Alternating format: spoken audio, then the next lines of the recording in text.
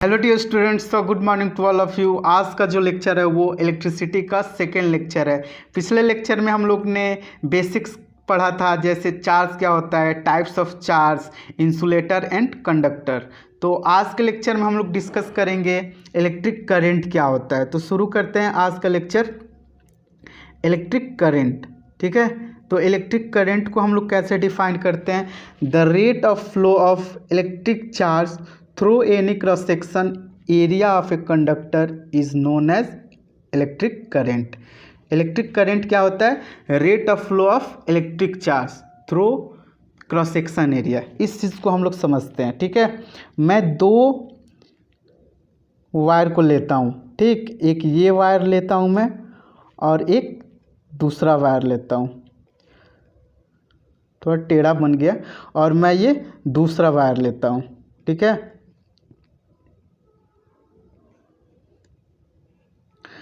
अब दोनों में डिफरेंस क्या है कि इसमें मैं कोई बैटरी अप्लाई नहीं कर रहा हूँ। तो इस कंडक्टर के अंदर वायर जो होता है वो कंडक्टर होता है, इसके अंदर इलेक्ट्रॉन होते हैं। ठीक है, इलेक्ट्रॉन होते हैं।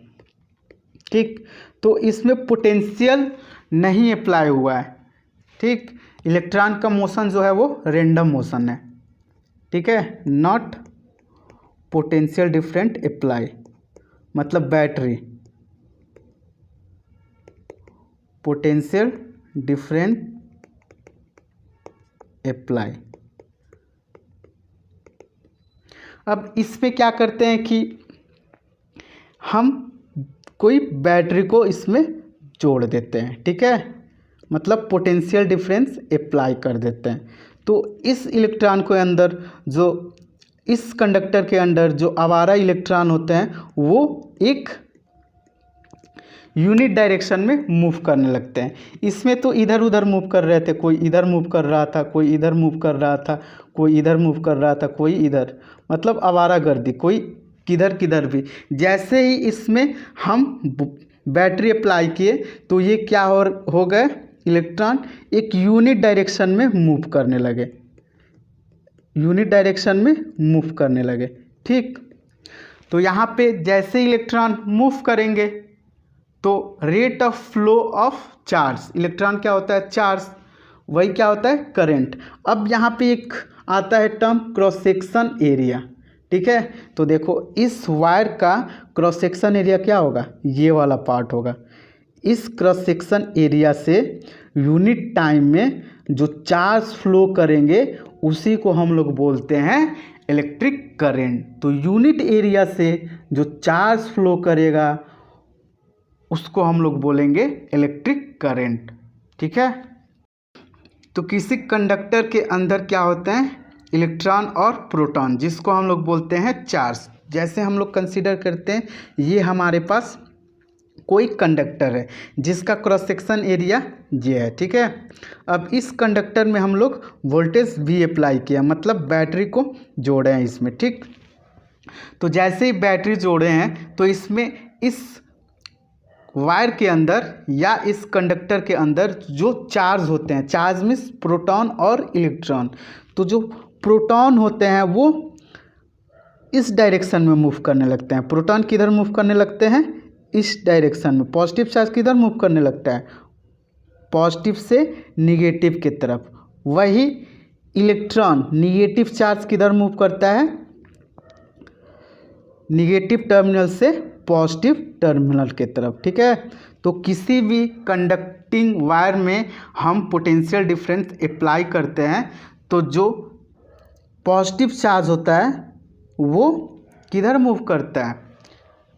प्रोटॉन जो है वो पॉजिटिव से निगेटिव टर्मिनल की तरफ मूव करता है, जबकि इलेक्ट्रॉन जो है वो किधर मूव करता है? निगेटिव टर्मिनल से पॉजिटिव टर्मिनल के तरफ। तो यहाँ पे पॉजिटिव चार्ज इस डायरेक्शन में फ्लो करेगा, राइट डायरेक्शन में, और निगेटिव चार्ज मीन्स इलेक्ट्रॉन किधर मूव करेगा? लेफ्ट डायरेक्शन में, मतलब राइट डायरेक्शन ये हो गया लेफ्ट डायरेक्शन। ठीक है। जैसे एग्जाम्पल में हम लोग देख रहे हैं, यहाँ पे क्या किए हैं कि ये जो बैटरी है वो किसी बल्ब से जोड़े हैं, तो यहाँ पे बल्ब ग्लो नहीं कर रहा है, बल्ब जल नहीं रहा है। क्यों नहीं जल रहा है? क्योंकि सर्किट इनकम्प्लीट है, मीन्स स्विच यहाँ पे क्या है, ऑफ है, स्विच ऑफ है।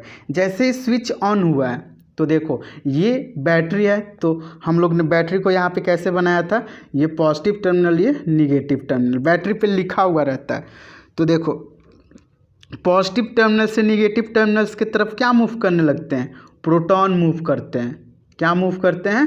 Proton, means positive charge move करता है। वही इस निगेटिव टर्मिनल से पॉजिटिव टर्मिनल की तरफ क्या मूव करता है, इलेक्ट्रॉन मूव करता है, इलेक्ट्रॉन मूव करता है। इस बात को ध्यान में रखना, पॉजिटिव से निगेटिव टर्मिनल की तरफ कौन मूव करता है, प्रोटॉन, जिसको हम लोग आगे डिटेल में समझेंगे। तो यहाँ पे हम लोग क्या देख रहे हैं, स्विच ऑन है तो सर्किट कंप्लीट हो जा रहा है, सर्किट कंप्लीट होने की वजह से ये बल्ब क्या है, ग्लो करने लग रहा है।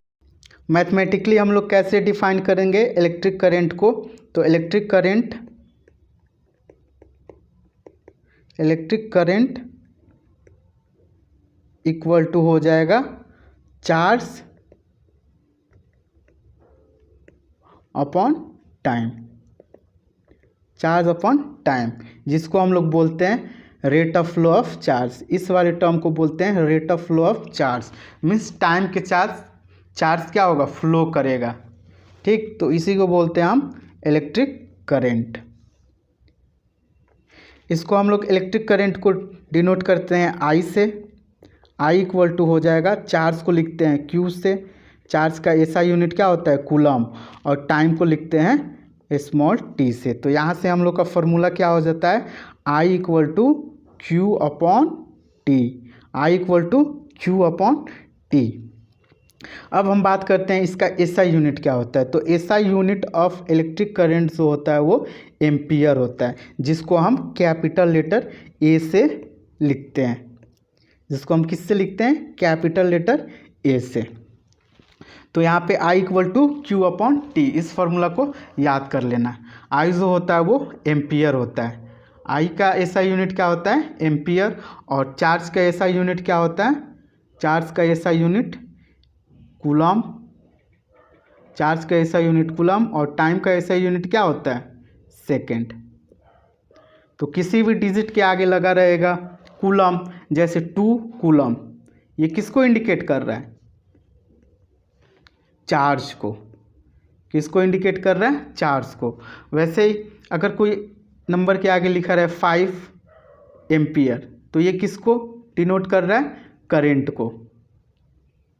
ये सब छोटा छोटा बात माइंड में रखना, न्यूमेरिकल बनाते टाइम यूज़ होता है, ठीक है। तो I इक्वल टू होता है Q अपॉन टी। अब यहाँ पे हम लोग डिफाइन करते हैं 1 एम्पियर क्या होता है, एम्पियर को डिफाइन कैसे करेंगे, ठीक है। तो if 1 coulomb of charge flow through any cross section of a conductor in 1 second, then the electric current through it said to be 1 ampere। और 1 यूनिट कैसे डिफाइंड होता है, I इक्वल टू होता है Q अपॉन टी। तो किसी conducting wire में अगर 1 कूलम चार्ज को 1 सेकेंड में फ्लो कराते हैं, तो 1 सेकेंड में फ्लो कराते हैं, तो ये जो यूनिट आता है वो किसका आता है, 1 एम्पियर, ठीक है। तो 1 एम्पियर इक्वल टू होता है 1 कूलम पर यूनिट सेकेंड, ठीक है। तो अब हम लोग देखते हैं इस डायग्राम में हम लोग क्या देख रहे हैं, यहाँ पे एक सेल जोड़ा गया है किसी वायर के थ्रू बल्ब में। तो यहाँ पे मैंने इसके पिछले वाले टॉपिक में क्या बताया था कि पॉजिटिव चार्ज जो होता है वो किधर फ्लो करता है, पॉजिटिव से निगेटिव टर्मिनल की तरफ, पॉजिटिव से निगेटिव। तो इस डायरेक्शन में बताओ क्या फ्लो करेगा, इस डायरेक्शन में पॉजिटिव से निगेटिव प्रोटॉन करेगा, ठीक है, पॉजिटिव से निगेटिव प्रोटॉन करेगा। जबकि निगेटिव से पॉजिटिव क्या करेगा, निगेटिव से पॉजिटिव इलेक्ट्रॉन मूव करेगा। निगेटिव से पॉजिटिव इलेक्ट्रॉन मूव करेगा। तो यहाँ पे एक और क्वेश्चन आता है कि पूछोगे कि सर करंट किधर फ्लो करता है, ठीक है। तो माइंड में रखना, करंट पॉजिटिव चार्ज जिस डायरेक्शन में मूव करता है उसी डायरेक्शन में करंट मूव करता है। या तुम लोग बोल सकते हो इलेक्ट्रॉन के अपोजिट डायरेक्शन में करंट फ्लो करता है। तो देखो इस डायरेक्शन में हमारा क्या फ्लो कर रहा है, इस डायरेक्शन में प्रोटॉन फ्लो कर रहा है, तो इसी डायरेक्शन में हमारा करंट भी फ्लो करेगा, ठीक है। इसी डायरेक्शन में करंट भी फ्लो करेगा, ओके। और इलेक्ट्रॉन किधर मूव कर रहा है, इलेक्ट्रॉन इस डायरेक्शन में मूव कर रहा है, तो इलेक्ट्रॉन के अपोजिट डायरेक्शन में करंट मूव करता है। तो उसी को मैंने यहाँ पे लिखा हुआ है, the direction of motion of positive charge is taken as the direction of current. Positive charge के मोशन के डायरेक्शन को हम लोग क्या लेते हैं, डायरेक्शन ऑफ करंट, ठीक। उसी प्रकार जस्ट इसके रिवर्स हम लोग बोल सकते हैं, the direction of motion of negative charge taken as opposite direction of current, opposite direction of current, ठीक है। तो निगेटिव चार्ज के मोशन क्या होता है, करंट के अपोजिट डायरेक्शन में, ठीक। तो आज का लेक्चर यहीं पे होता है समाप्त।